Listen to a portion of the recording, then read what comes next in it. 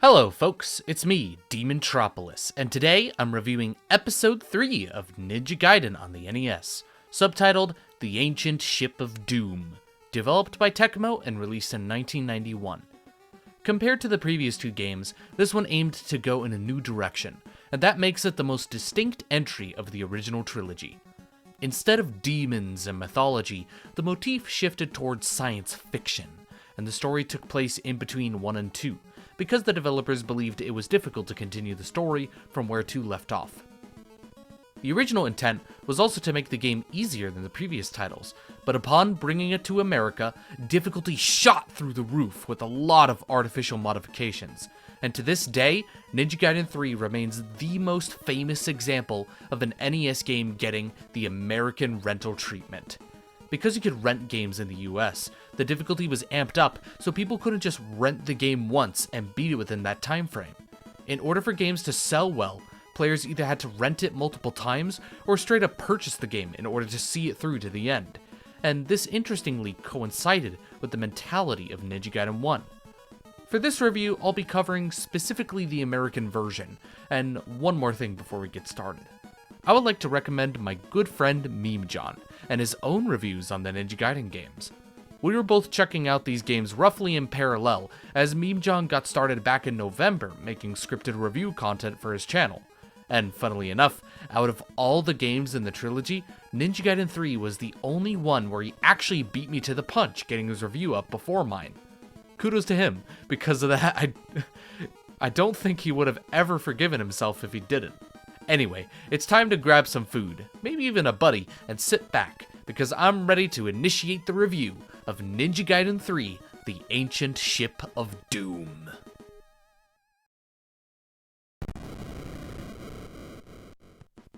Getting into gameplay first, I would say Ninja Gaiden 3 has the best controls of the trilogy, hands down. Although Ryu's jump is much floatier overall, this gives you way more airtime to cover distance. When clinging onto walls, Ryu can finally jump over the top of a wall by just holding forward when jumping. You don't have to backwards jump like in Ninja Gaiden 2, and this makes it much easier to get around places, particularly the new vertical sections. A new mechanic added to this game is hanging overhead onto smaller platforms like vines or chains, which adds extra depth and interactivity with the level design. The way Ryu can cling onto things is very natural, he just has to jump to them from below. You can also grab onto it quicker by holding up, and you can even drop down smaller platforms to latch on automatically. Furthermore, Ryu can use sub-weapons while hanging like this, and learning all these mechanics will be expected of you if you are to conquer the game's difficulty. Really good addition, honestly. Another new feature is that the crystal balls that carry items now flicker to show you what they contain. This is another addition I like a lot, because it makes it much easier to learn levels in a natural way without having to study them and write down what contains what, something that I ended up doing for Ninja Gaiden 1 and 2. Point bags were also removed, so everything that you see inside these crystal balls will be of value in one way or another. 1-ups and scrolls especially are easier to access thanks to this transparency. Although shadow clones unfortunately do not return, a few sub-weapons were buffed to make up for their absence. The Art of the Fire Wheel and Fire Dragon Balls return, and they have been amped up tremendously. Extremely fast and throwing out 4 at a time, they cover way more area than they ever could, even more so than the Shadow Clone firepower. It honestly feels like ROM hack levels of speed, and I'm all for it. I do notice sometimes that these 2 sub-weapons can miss completely from how fast they travel. It's extremely rare, but I do notice it more often than not with the Robofish in Act 3-1, where my attack just passes right through an enemy sitting in point-blank range only because of how fast the attack is. I'm also a bit dismayed that basic shurikens did not return. I know they aren't the most exciting, but they have always been the most straightforward and cost-efficient of the sub-weapons, in both the first and second game, having something reliable to save up on Nimpo in the meantime. With them being absent in Ninja Gaiden 3, Windmill Stars are now the default sub-weapon going into an act, which admittedly makes them feel less special compared to the others. There's also a new sub-weapon called the Vacuum Wave. Firing crescent waves above and below Ryu and orbiting them around him, this gets a lot of uses throughout the game. There are many flying enemies that will be attacking directly in those positions, and trying to use only the sword will not work out for you. Let this baby do the work, and you'll be impressed with the results. Another big mechanic added to the game is the sword upgrade, giving Ryu's sword a much bigger radius and even a visual outline to go with it. It essentially gives you the first game's sword hitbox, letting you hit smaller enemies on the floor without having to crouch. It's super handy and makes it much easier to hack enemies, but its potency is reduced as the game takes it away from you when you start a new act. I used to not like this, but then I realized it's done on purpose so you can get equal time playing comfortably with and without the upgrade. Some acts give the upgrade right away, while some hold off until you reach part 2 of the act. Act 3 in particular holds it off until the very end, and it's a design choice I really appreciate. Ryu even gets voice clips when attacking, all thanks to that sweet DCPM usage. He has different clips based on whether he uses his sword or Nimpo for a sub-weapon, and it's combined with the sound effects of the latter to pull off some really cool sound. It's a very nice touch overall. Ryu also has a voice clip when he gets damaged, but unfortunately because it's more subdued than the harsher sound used in the past 2 games, it's hard to tell if you took damage in a heated moment, especially with how knockback is designed overall in this game. Speaking of which, this is probably the most cumbersome knockback has ever felt out of the 3 games. Ryu travels the shortest distance when hit, even less than the first game's knockback, but combined with the weak clarity of the voice clip, you might not even notice you took damage if you were standing. Knockback also takes your rising acceleration into account. If you were jumping up while getting hit, you could get popped up into the air and have to wait longer to touch back down. You also can't land on platforms while in the knockback state. You'll just awkwardly slide off until you hit solid ground. Compounding onto this, Ryu gets very short iframes after knockback. If you don't notice your knockback right away, you might get hit a second time just from trying to get your bearings. Not a good feeling at all, especially with how much damage enemies can possibly do.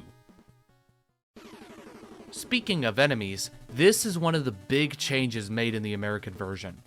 Every enemy and attack universally does 2 to 3 damage, and although this doesn't sound like much, this game throws enemies in huge waves, and they are no slouches either.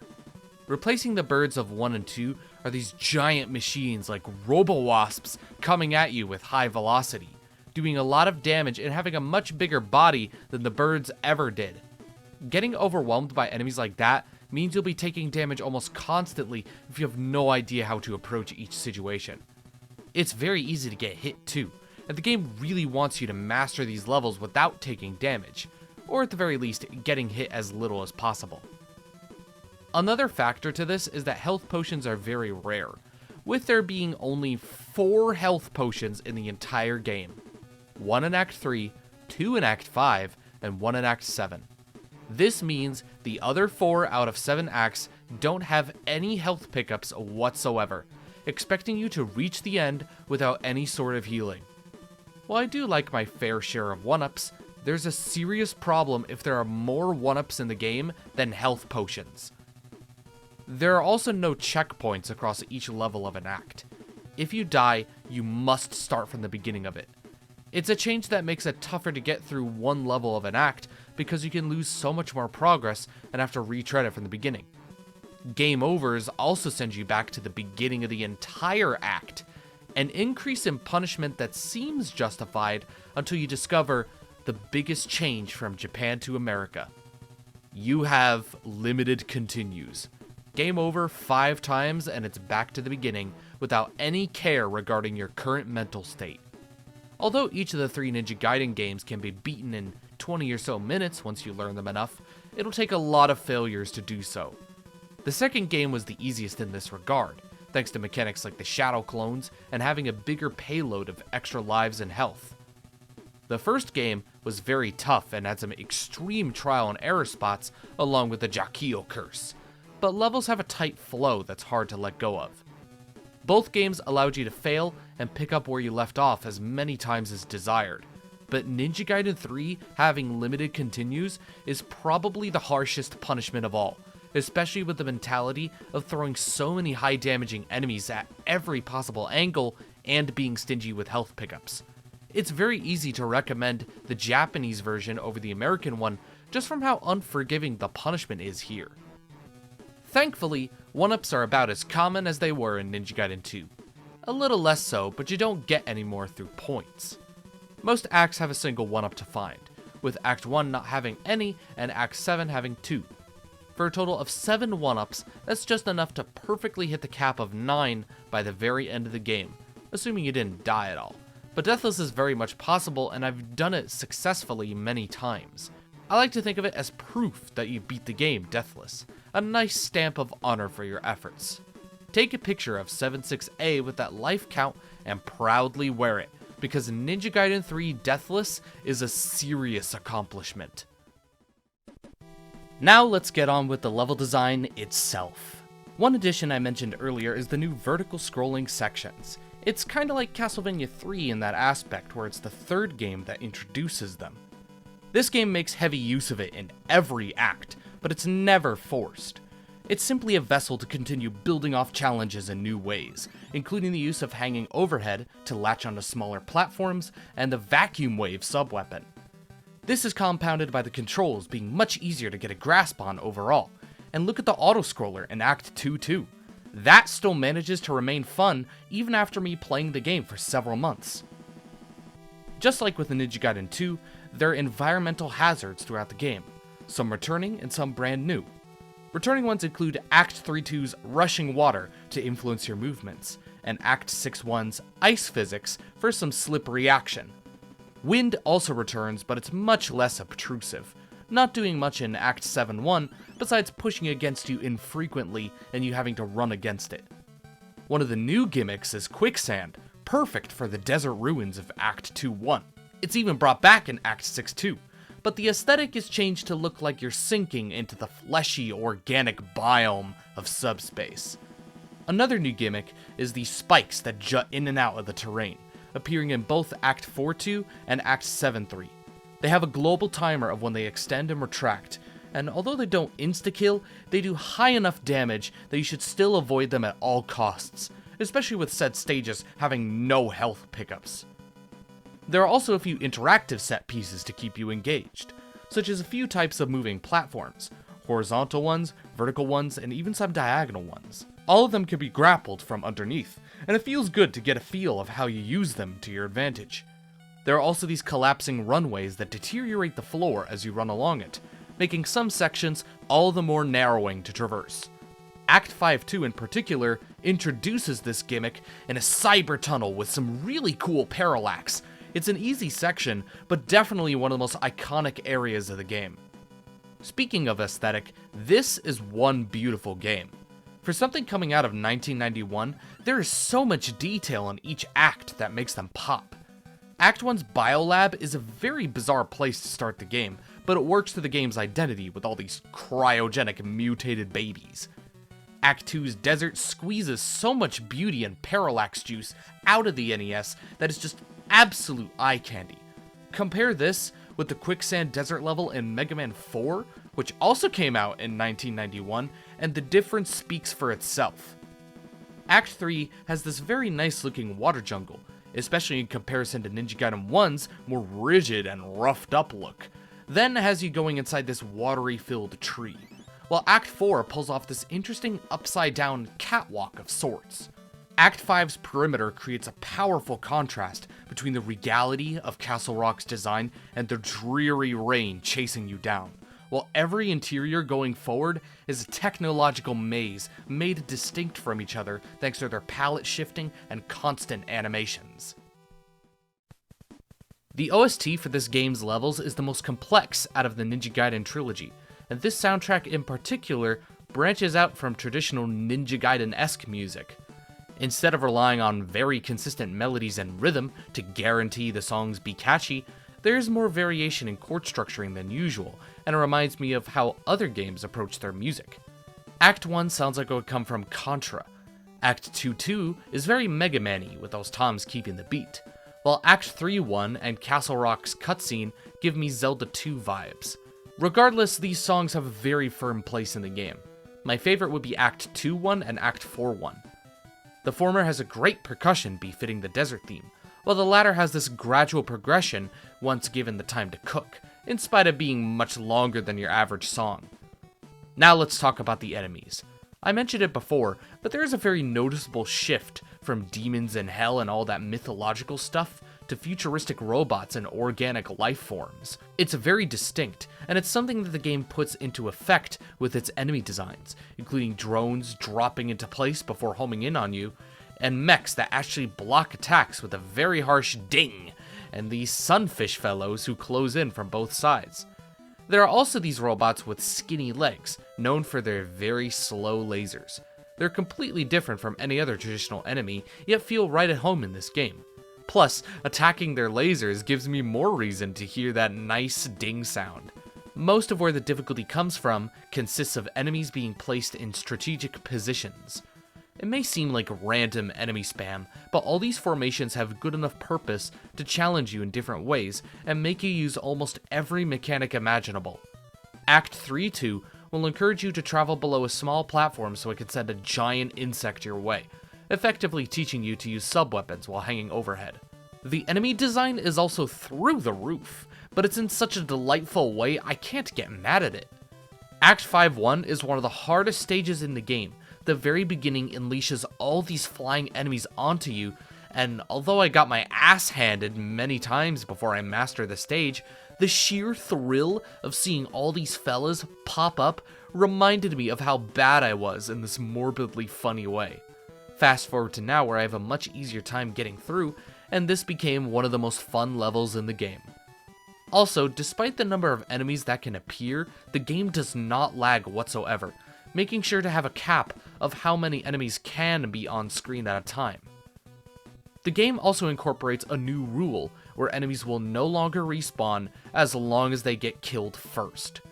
In my opinion, this is a great compromise to allow for the larger number of enemies, and it even encouraged a different approach to certain levels. Some of the harder sections are more beneficial if I take my time cleaning up the enemy numbers instead of speeding through. On a side note, there is this Skull Knight enemy that appears in Act 7-2, having just one in the entire game. To this day, I have no idea what it does. I've always killed it on instinct and moved forward, never stopped to question it. Now let's move on to story stuff. The game wastes no time rolling its mysterious opening right away, starting off with Irene getting chased to a cliff edge by what seems to be Ryu himself, shockingly, with Irene supposedly dying from the fall. The following report indicates that she was investigating a laboratory and Ryu is the murderer, but Ryu himself believes there's an imposter out there using his image, so he tracks down the laboratory Irene was investigating, both to avenge her and to clear his name. It's a really cool opening overall. The music starts off as a quasi-remix of a Ninja Gaiden 1 song, Apprehensive Moments, then escalates with Ryu's newfound drive. Such a good song. Upon clearing Act 1 and 4, Ryu is greeted by some random person whose name is HP Clancy. His assistance is puzzling but effective, because although he may not look trustworthy, he's your only ally for now in helping put the picture together. In Act 1, he tells Ryu to go to the Castle Rock Fortress and overcome the defenses. Only there will he learn more about Irene. In Act 4, you've breached all the surrounding areas and Clancy stays true to his word. Although he reveals he worked on a biohazard plan with Foster, who I'll touch on in a bit, Clancy couldn't work with him anymore and abandoned the project. Clancy also explains what Castle Rock actually is. It's the remnants of the Temple of Darkness from Ninja Gaiden 1 refurbished by Foster. When the demon Jashin died, an open seam to a new dimension broke forth, and the supply of life energy was used in the biohazard project for experiments. Because Foster went overboard with his own goals, Clancy requests Ryu to stop Foster from causing more trouble. At the end of Act 2, Ryu actually does come face to face with Foster through this really cool monitor with scan lines. After the first game's ending being a bit of a cliffhanger for him, Foster's return is much welcome, and it's very clear that he's a different kind of villain than someone like Jakio. He's bitter about Ryu escaping his grasp and Irene refusing his orders, so it makes sense why he went out of his way to create Bionoids to exact revenge. By experimenting on humans and blasting them with life energy, mind you. One of these Bionoids is indeed Ryu's doppelganger fighting on Foster's behalf, and I like how he's aware of being a fake and rubs it in Ryu's face. The duel in Act 3 is also the only time where Ryu canonically loses a fight, at least in the NES trilogy, so you know these guys mean business. The only reason Ryu isn't killed in this duel is because Foster wants to personally blast him with life energy too, and create a new Bionoid out of his husk. Before I move forward, let me mention the first 4 bosses, as they have a pretty good progression all in all. They are also Bionoids, mastering one of 4 elements: fire, wind, water, and earth. Mantis Warrior is very simple and easy, but I like how it's encouraged to burst as much damage as possible. I know you can kill him in one cycle, but it's too tight of a window for me to do. Never done it before. Night Diver has this nice variable flight pattern that keeps you engaged, while the Koganai is a new take on a Kelberos-esque fight, with an interesting room layout and a huge payload of shurikens to keep you moving. Sand Ether is another boss you can burst a lot of damage on when he's not underground. Otherwise, you need to know when he's going to pop out after his fire wheel attacks. Holy crap, Irene is alive! This return is great, as she comes in at just the right time to support Ryu against Foster. Irene knew about Foster's corruption right from the get-go, but was taken out of the picture by the doppelganger. And yes, she just straight up survived that fall at the beginning. No strings attached. She's also proactive in helping Ryu as much as she can, finally getting to use her gun. She even volunteers to tag along with Ryu when he goes into subspace, though she is turned down out of concern for her safety, a good call on Ryu's part. Unfortunately, this is where cutscenes start getting heavy on the epileptic flashing to generate tension, and it can be quite the eyesore if solely focused on. Some cutscenes only have flashing in the background instead of for a brief period, so yeah, not great. Once Ryu defeats his doppelganger, Foster is essentially powerless and ready to be arrested. Naturally, the game should be done as our main antagonist is bested. However, Clancy reveals his hand and takes control of the subspace ruins, having used Ryu to cut Foster off from the life energy supply so he can claim it all for himself. Although it would have been nice to see Foster take the mantle of true antagonist, Clancy's betrayal and rise to power is honestly really well executed and has grown on me over time. I'm a sucker for villains like this who trick everyone with a setup orchestrated from the get-go. I mean, that's one reason why maksxx is my favorite Kirby villain after all. Everyone played into his hands, and immediately Ryu had no choice but to follow Clancy's lead for answers. He even takes control of the titular ancient ship of doom, revealing it to be the ruins producing the life energy in the first place. A bioorganic vessel of destruction to wipe out humanity and start a new world ruled by Bionoids. Much more ambitious scheme than Foster's petty revenge. Once Subspace gets involved, there are some truly crazy warpy effects going on in the cutscenes, and it's very memorable. Characters and backgrounds will swirl and distort, and may even phase out of existence. When Clancy teleports to Subspace and Foster tries to follow, the latter gets vaporized and torn to pieces in such a vivid way, you might think he got transported to Subspace as well, but Ryu confirms that Foster was killed. The cutscenes additionally highlight how destructive Bionoid mutation is to oneself, despite Clancy's proof that it can make you a super being.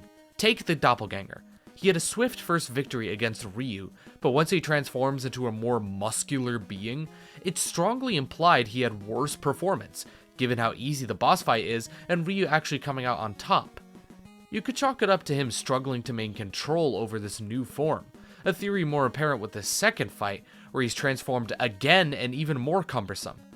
And yes, that's the doppelganger and not Foster, because why else would he refer to you as the real Ryu? Clancy also starts infusing himself with life energy over time. He gets veiny blue skin at first, but once Ryu reaches him again after that sneaky trapdoor trick from the first game, Clancy looks completely different, sporting organic armor. Ryu doesn't even recognize his voice anymore, and with each defeat, Clancy's form continues to evolve, first a creature bound to a wall, then a giant war mech. All throughout these fights, his speech is degraded to only saying Ryu's name. The song Metamorphosis is used for both these mutated confrontations, reflecting how unstable and unreliable Bionoid mutation is. Speaking of music, the OST for these cutscenes is really effective and accurately matches each situation. Foster's theme is really chilling from how blunt and low-pitched its melody is, if you can even call it one. Ryu's defeat is a dark mirror of the first game's Vow of Revenge, and ironically both songs follow a ninja duel, but whereas that song gives you hope to pump you up, Ryu's defeat is hopeless. My absolute favorite of these is Into Subspace. That could very well be a level theme with how much drive it has, because this is where Ryu stops asking questions and fully takes charge. It's a perfect mood to match the higher stakes and the sad truth that these two lovers have to depart just after reuniting again. Even after this point, there's still new music coming forth to fit the weirdness and terror of Clancy's scheme, and I really like how aggressive and gritty the final boss theme is. Now we got a few more bosses and stages to cover, with Act 5 and 6 being both Ryu's doppelganger. I alluded to it before, but these bosses are surprisingly easy and have oddly lazy patterns. The Act 5 boss has very slow attacks and no real pizzazz like the previous bosses had, and it reminds me of Ashtar with how much of a letdown the fight is despite its build-up. The Act 6 boss also has a very cheap tactic. Upon bashing into a wall, little enemies fall down from the ceiling in random spots, and the only way to guarantee safety is to use Vacuum Wave to cover directly above you, otherwise you will not be able to dodge it most of the time. So now I'm ready to talk about Act 7, and I'm not kidding when I tell you it's up there for one of the most difficult levels ever made on the NES. My buddy Meme John can attest to that. In addition to building up a natural progression in difficulty and spamming enemies up the wazoo, the main reason behind its notoriety is that Act 7 does not adjust the in-game timer to account for how long it is.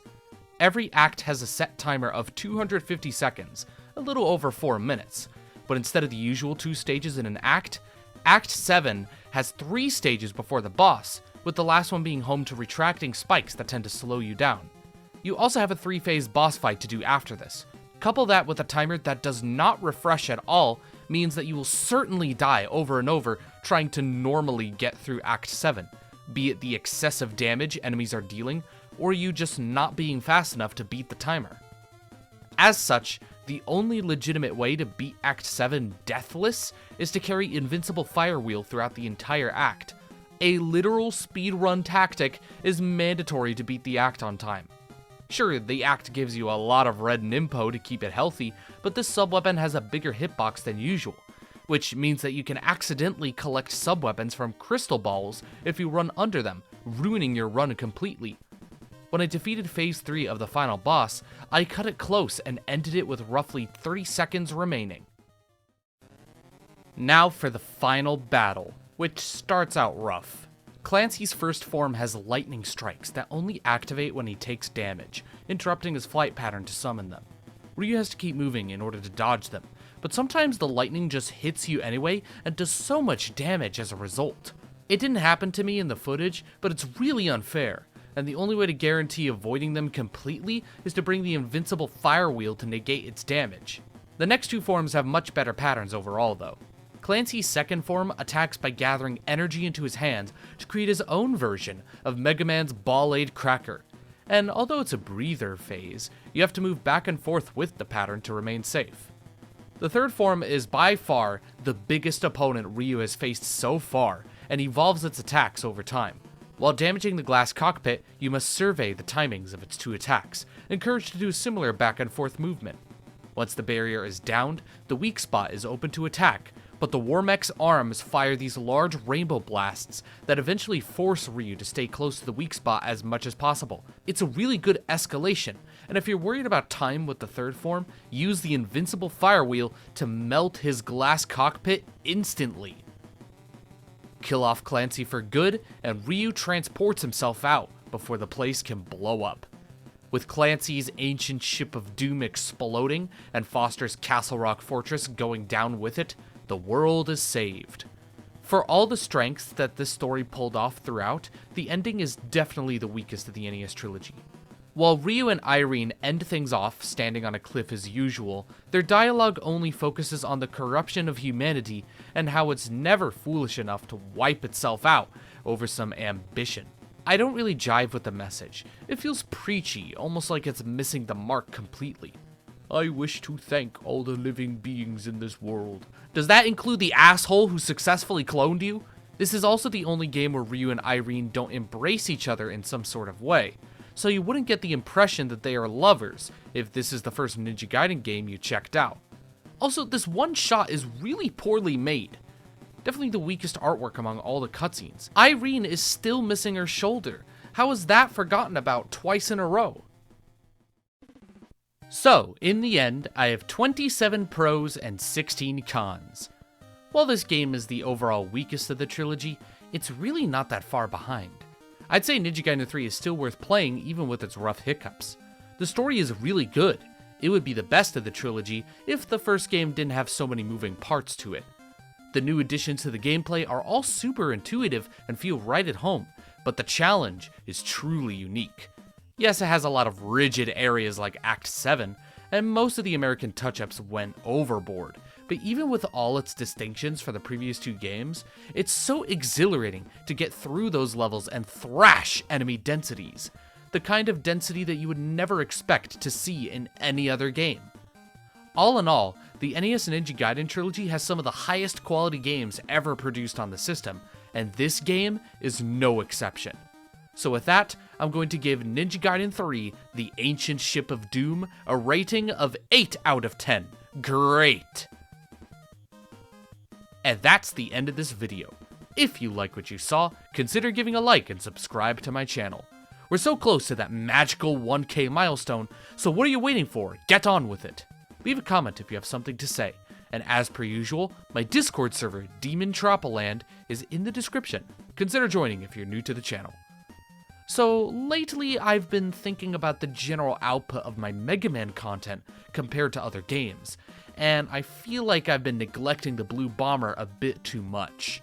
I haven't been getting very much traction lately, and I'm starting to believe that it has to do with that Mega Man output not being up to snuff. So across my routinely planned review schedule, I had decided to snip in a new miniseries revisiting the Blue Bomber's adventures in a new way.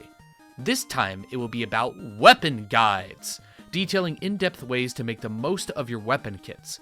Good weapons, bad weapons, they will all be covered equally and give you new tips to make the most out of them. With that said, I'll be signing off. Take care, folks.